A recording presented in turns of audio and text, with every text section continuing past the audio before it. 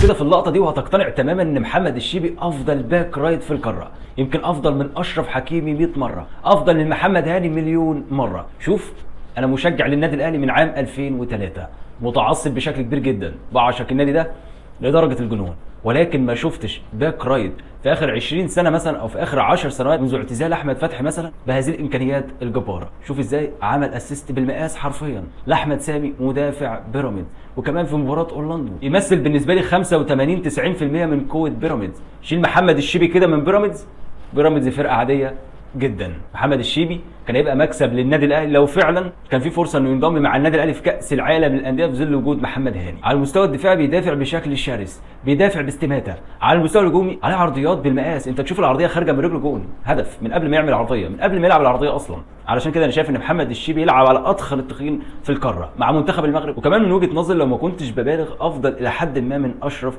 حكيمي نجم باريس سان جيرمان ومنتخب اسود الاطلس. اتمنى اشوفه في كاس العالم للانديه مع النادي الاهلي، اتمنى اشوفه بيعمل عرضيه لوسام ابو علي. تحياتي لحضراتكم.